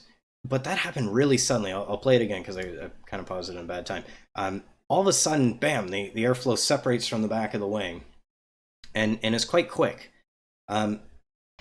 It's counterintuitive to us as 172 pilots that it would be this dramatic, because when you stall a 172, sometimes it feels like, are we stalled? Is it not stalled? Oh, I think it's stalled because the nose dropped a little bit. I feel a bit of a buffet. It's really not very dramatic at all. But that's because of the design of the 172. On a perfect straight airfoil like this section of airfoil, the stall is almost instantaneous. It happens very quickly. It also unstalls very quickly. I don't know if he shows a unstall here. I don't think he does, but anyway, that stall where the airflow suddenly breaks from the back of the wing is kind of all at once. The reason why on our 172 we might not notice this is an effect called washout. And so what happens is on the inboard section of the wing, close to the fuselage, the angle of attack or the angle of incidence, so the angle that the wing is meeting the fuselage, is higher, and then they kind of twist the wing so that there's a lower angle of attack, lower angle of incidence on the wing tip. So what ends up happening when the airplane stalls is the inboard section of the wing stalls first, and then that stall kind of progresses out the wings like this. And again, that's called washout, that twisting of the wings. And so we don't really notice how aggressive a stall in an individual section of airfoil is because our stall happens like this. Whereas if you're flying something a little bit more sporty, a little bit more aerobatic, maybe doesn't have as much docile stall characteristics, you might realize that, oh, it stalls all at once because for whatever design purpose, maybe they needed more performance out of the wing, didn't have as much washout and that sort of thing. So washout is one way to counteract that effect. Let me see if I can... I can't find a picture of that really quickly. There's some other airplane design features that can affect our stall characteristics. Specifically, the washout has to do with the ailerons. So the ailerons on the wingtip, we want to keep the ailerons flying. They're going to give us our roll control. We really like to have roll control. So the wingtips are going to stall last. On some airplanes, it's inconvenient to twist the wing. Maybe you just care about one section of the aileron, or like the airplane designer just cares about the aileron specifically. The rest of the wing, they want to have some other angle of incidence, angle of attack at any given point. So they might install something like this. This is a stall strip. This isn't even as wide as the actual aileron is. It's just a small strip section. And what this is going to do is initiate a stall in this exact spot on the wing so that it's going to stall first. if the oncoming airflow is coming straight on to that stall strip, it's really not going to have an effect. But as the oncoming airflow is coming up like this, got a high angle of attack because of this not very streamlined shape. It's very geometric. That's going to cause this part of the wing to stall first. So this is on the inboard section of the wing. Like I say, it's a very small section of the wing, so part of what this does as well is it may just generate a buffet for the pilot to notice as well before the full wing actually stalls. And at the moment of the stall, keep a little bit of aileron control, which is nice. Yeah, wing fences as well is a related related feature. Pull some of those up.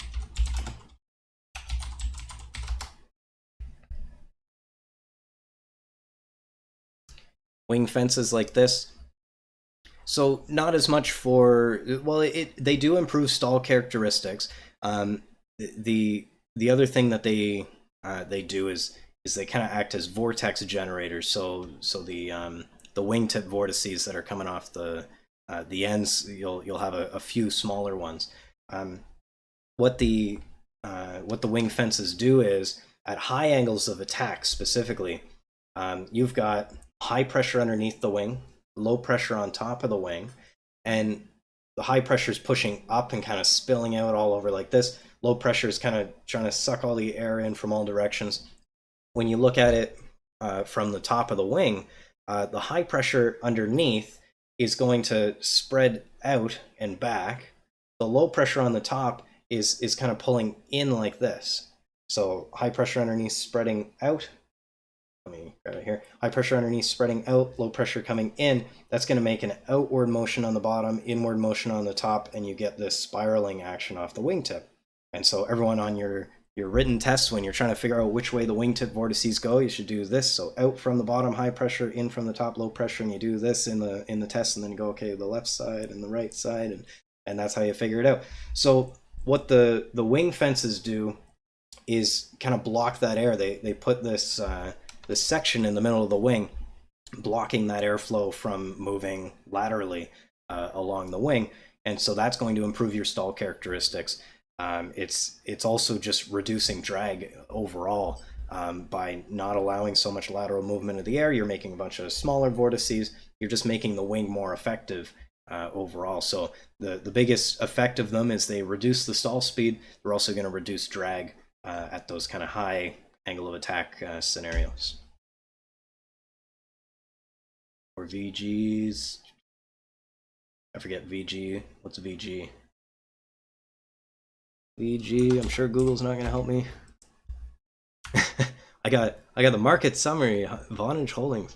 I forget VG. What's VG? Anyway. Cool. So, what else do I got? What else do I got on my topic list? Vortex generators, yes.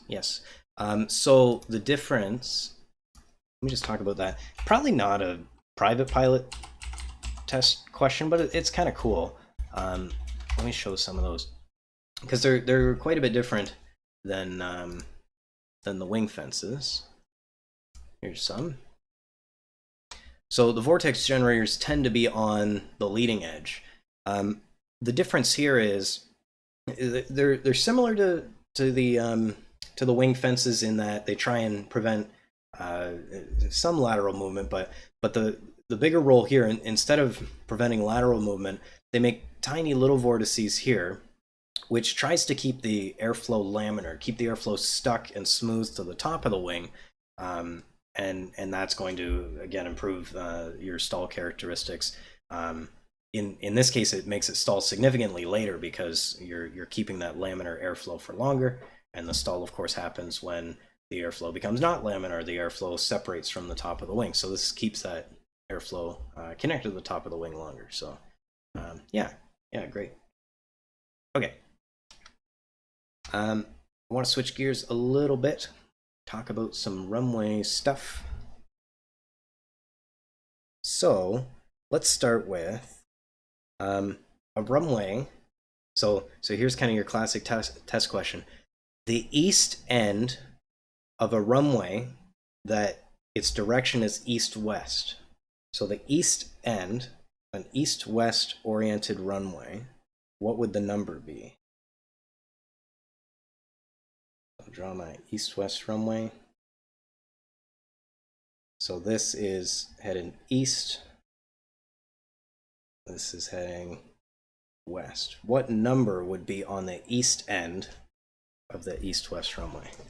RNAB says 27. Anyone have anything else? 27, 27. Almost going twice. Correct. 27.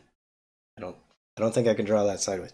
But yeah, 27 would be on the east end, and then on the west end would be 09. So it's not 9 degrees and it's not 27 degrees. So as Michelle pointed out there, if you add a 0 to the end, so runway 27 is heading 270 degrees. Runway 09 is 090. Not always perfectly to that degree because they round it. They round it to the nearest 10 and then cut off the 0 on the end.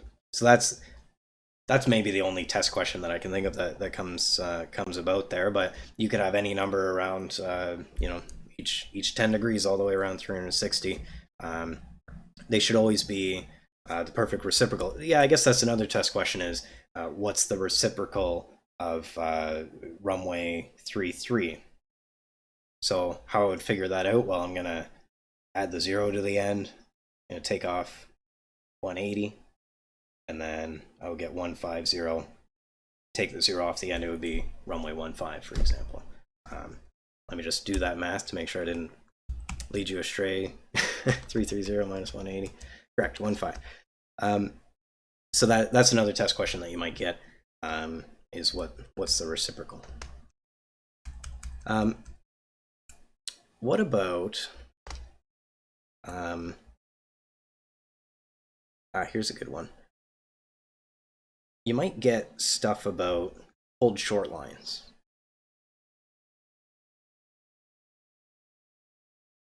So let's say I have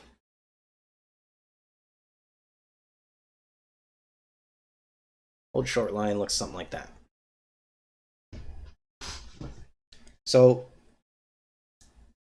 I guess the first place to start is where's the runway in this picture? So we've got our taxiway, but is the runway above or below in this picture? Oh, that's a good question, Michelle. So the runway numbers are based on magnetic. In Canada, it's based on magnetic when you're in southern domestic airspace. So pretty much everywhere that has the runway painted on the ground is going to be in magnetic. But in northern domestic airspace, it's going to be based on true headings. I got an above and I got a below. So the way to think about this one is if you were to approach from this side, you get a solid line. Think of, you're driving in a car. If you have a solid line, it's saying you shall not pass, right? Whereas if we were approached from this side, you would get a dashed line, meaning go through and maybe stop on the other side. So approaching from this side with the solid line implies you should stop and consider your options further. So that would mean that that our runway would then be on this side. So here's a good one for you.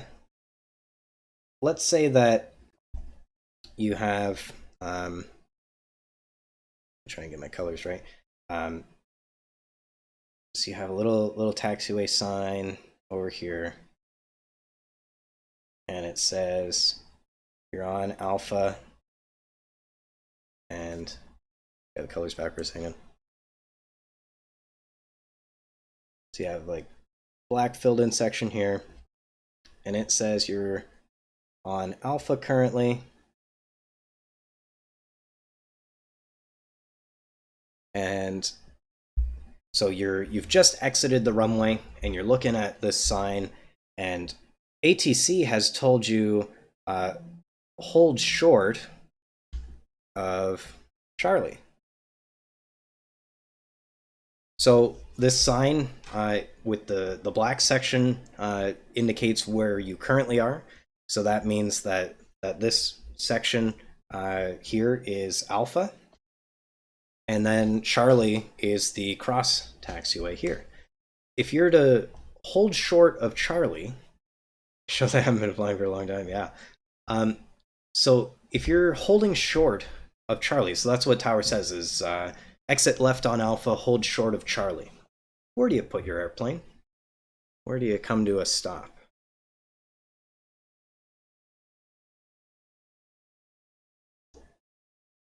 Oh, I guess exit left would be quite a short landing. Exit right on Alpha, hold short of Charlie.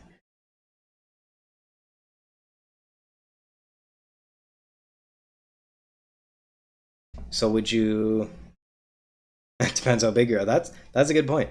For us here, let's assume we're small enough to kind of fit anywhere we want in the picture. The past the solid line, yes, that's correct. So the key with this is when we approach this taxiway, we got the dash line. So the implication here is get off my runway, but don't block my taxiway. That's really what ATC is kind of saying there. So approaching from the dash line side, you would cross over the dash line and then stop on the opposite side. Whereas approaching from the solid line side, you would stop on the solid line side. It's a good point, Arnab. Like, you start turning right from the tower, that really looks like now you're on Charlie. So yeah, that's good. Okay, so what, last question about hold short lines. What is the difference between this line that we've been looking at all this time and one that has, double lines? So it has double dash lines and double solid lines there. What would be the difference between the two?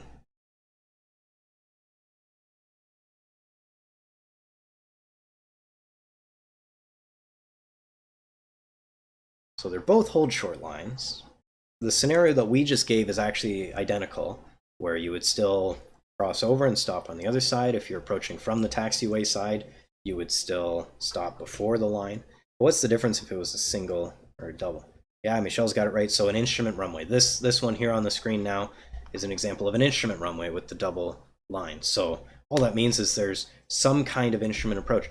ILS, it could be an ILS, but actually, Michelle, if you notice, the line in Owen Sound has the double lines. So there isn't an ILS in Owen Sound, but we do have the double lines because we have a VOR approach and now we have two RNAV approaches to that runway. Definitely well outside of the private pilot syllabus. You don't need to know about the instrument procedures, but all the line is pointing out is it's an instrument runway. There are instrument approaches that are available. Cool. So there is I'm glad that you brought up ILS though, because there's another line to do with the ILS. You might have something like this. And beside it, there would be probably another sign there.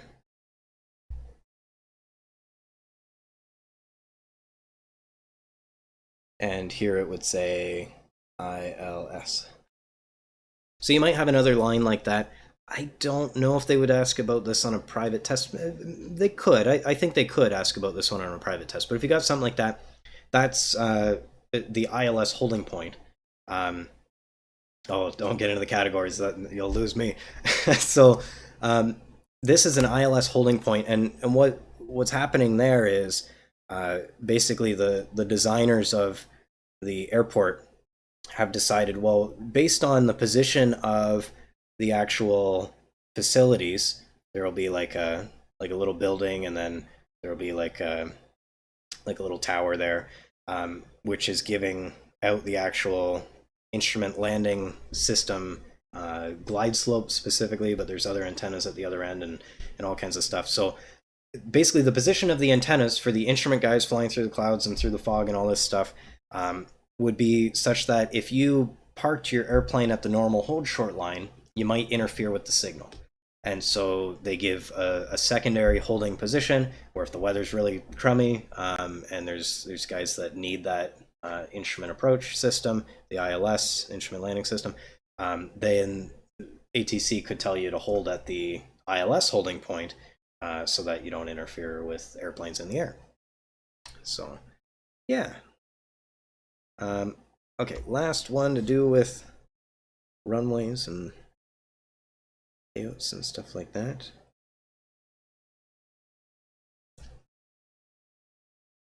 Yep, yeah, Sylvester, so that's exactly right. A Category 3 is like the airplane lands itself in zero visibility and you can't taxi in, whereas a Category 1 is like break out by a few hundred feet and you're good.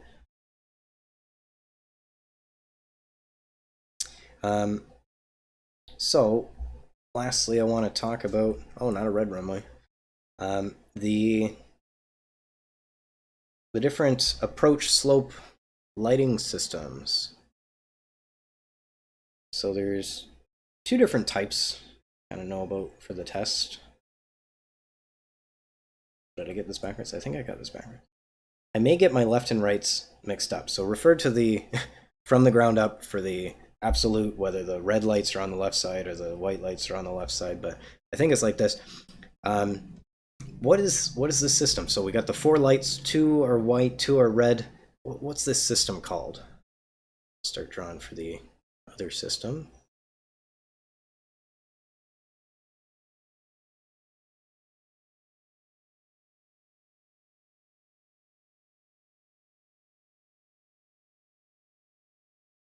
PAPI, correct. As opposed to, what's the other system?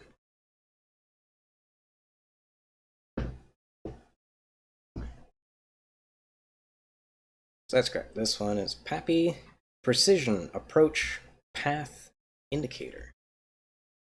As opposed to, what's this one? VASI, Visual Approach Slope Indicator. PAPI versus VASI. These two systems have a bunch of different variations to them. For the most part, you don't have to know all the different variations. They're all listed in the Canada Flight Supplement. But there's like a P1, P2, P3 for different types of PAPIs. One that, at least in Owen Sound, you'll experience quite often is what they call it in the Canada Flight Supplement AP, or abbreviated PAPI. And so that one would be where they got cheap and didn't put 4 lights in, they only put 2. Right? So it's the exact same system, it's just there's only 2 lights instead of the 4. So this system, kind of common test questions would be, what would 3 white lights and 1 red light indicate? And then your 4 answers would be above glide slope, slightly above glide slope, slightly below glide slope, and below glide slope, for example. So those are the different graduations. The more white lights you have, the more above glide slope you are. The more red lights you have, the more below glide slope you are. So if we had 3 white lights and a red light, we would be slightly above the normal glide path. Whereas the 2 red, 2 white is on glide path, 4 red is below glide path. VASI is the same thing. It's oriented vertical instead of horizontal. There really is only the 3 different states with the VASI. There's below, on glide path, or above. There's one tricky one that might come out on a test though, where you have another light over here. And what you got to know about that is for GA pilots with idle wheel heights that are within standing distance or whatever, we don't use that light that is further up above. I forget the number, but it might be idle wheel heights more than 40 feet or something like that. So if we were getting into bigger airplanes, the bigger airplanes would use just the upper lights and ignore the lower ones. For us in GA, we're going to use just the lower lights and ignore the upper ones. Yeah, exactly, Michelle. Great. Cool. Okay, so I'm thinking, what are we going for? We're going for almost 2 hours. Let's skip out on air loss stuff for tonight. I just have a couple very quick navigation topics to chat about, and we'll wrap it up here. So I alluded to talking about all the ISOs earlier in the meteorology stuff. So again, remember we were talking about ISO bars. So ISO meaning the same, bars for barometric pressure. So isobars was areas of equal barometric pressure. Let me get my map going here. For navigation, we have some more ISOs. Let me... it's ready to go. So these lines over here, these dashed kind of purpley sort of lines, this one here says 10 degrees west. This is an isogonic line. So iso meaning the same, gonic, I don't know whatever Latin word or something that's referring to, but gonic meaning magnetic variation. So the isogonic line is a line of equal magnetic variation, in this case 10 degrees west. You could also have agonic lines, so A meaning no, and then gonic meaning variation, so agonic line meaning no magnetic variation. I don't know if I actually have a map downloaded with an agonic line. Let me see. We're going up, going that way. Let me go out east. Oh, Kitty's making an appearance. Hello, Kitty. Walking on the keyboard.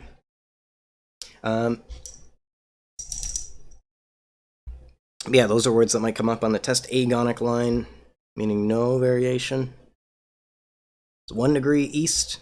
Oh, we went too far. Is this an agonic line?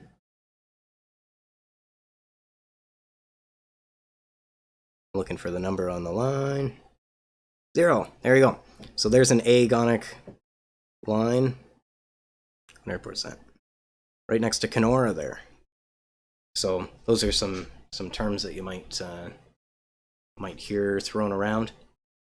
And lastly, I want to, I don't want to get too in depth into navigation stuff and building of flight plans and this and that, and it's that kind of stuff we'll save for a future session. But what I wanted to talk about for navigation, which I think is up and coming probably more and more on the written tests, is GPS. So there's some VOR stuff, and that's its own whole session as well for the VOR and kind of ADF and those conventional nav aids. But GPS is obviously becoming a really big thing for us in flying, and I think it's good not just for the test, but just to kind of feel good about knowing about it, kind of have some of the theory on how it works.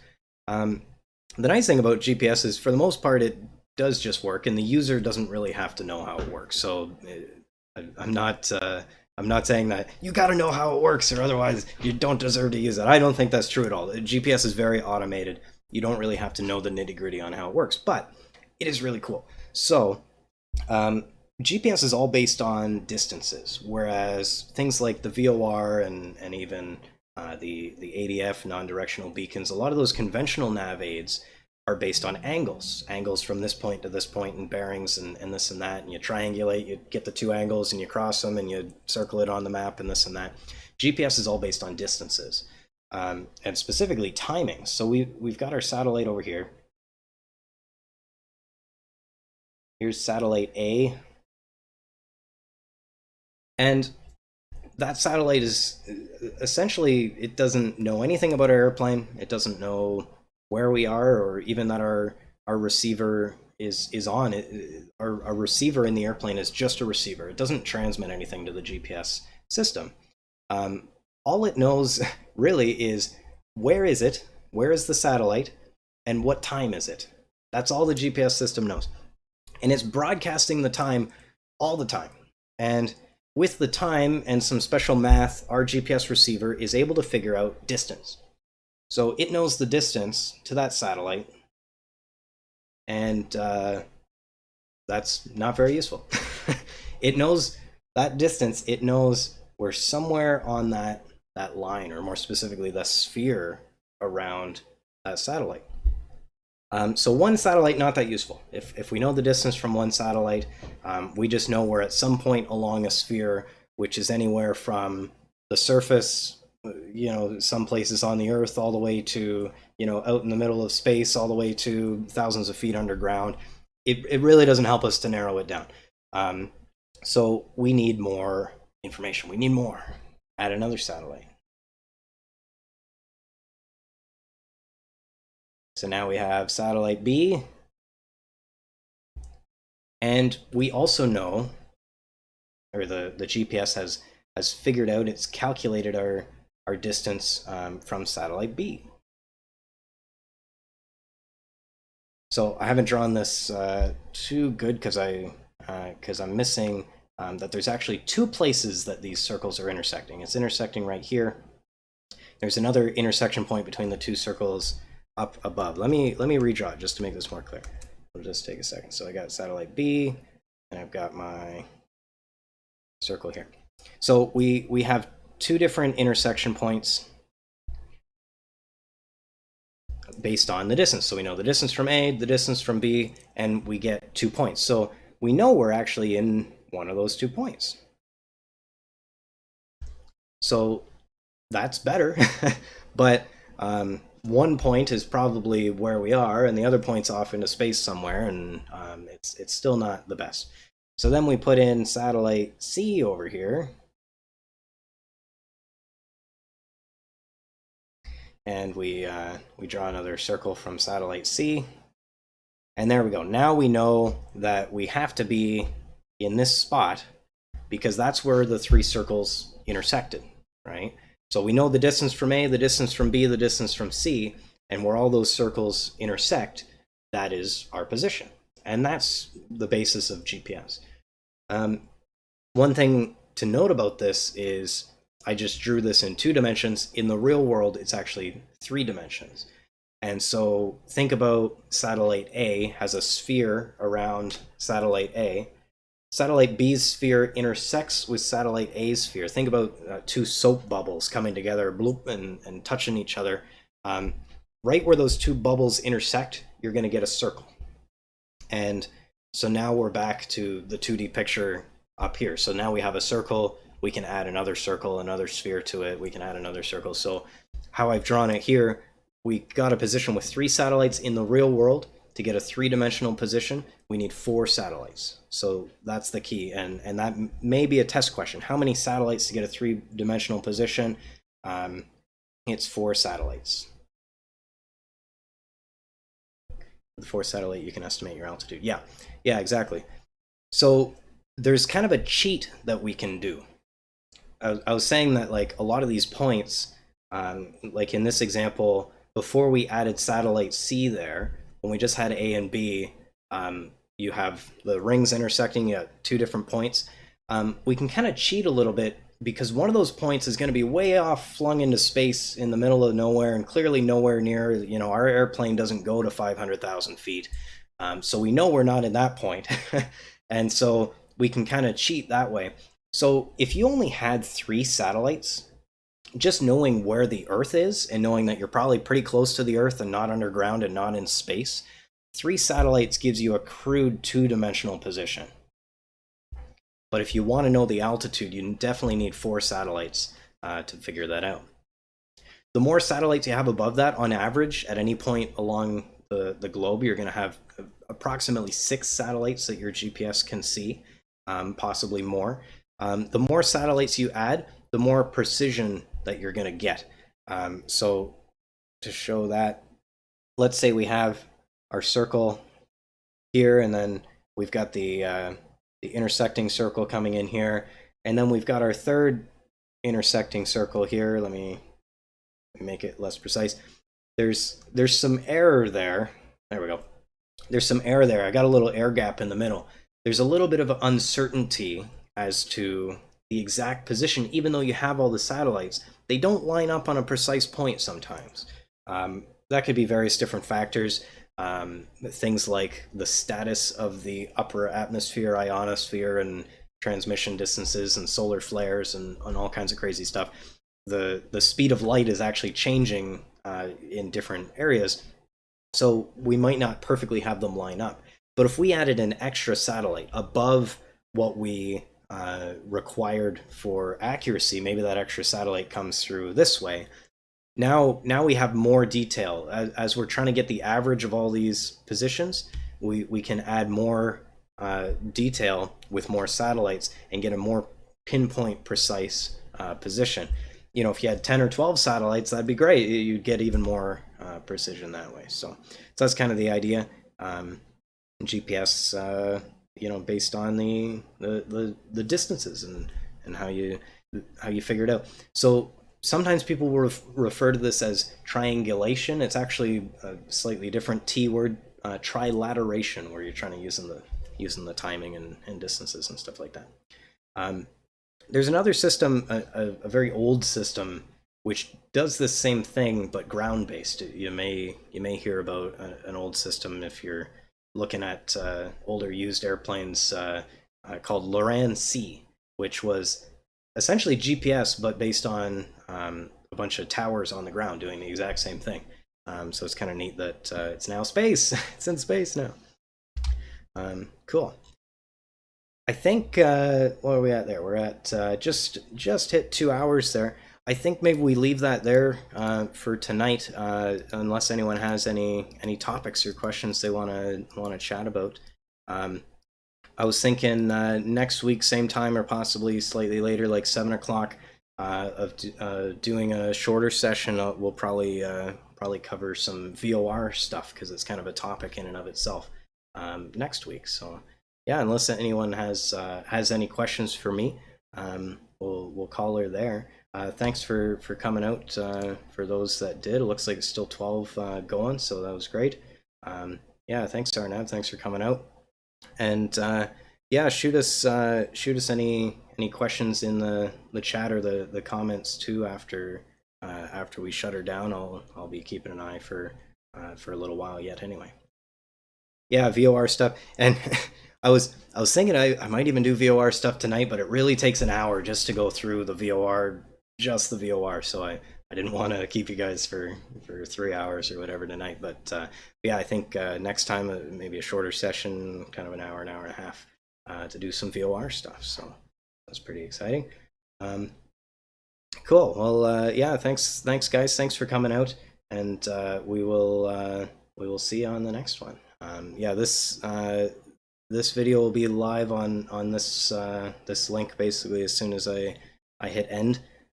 So yeah, feel free to if you missed some, or if you got someone that is studying for ground school, send them over this way. So cool. Thanks a lot, guys, and we'll see you around.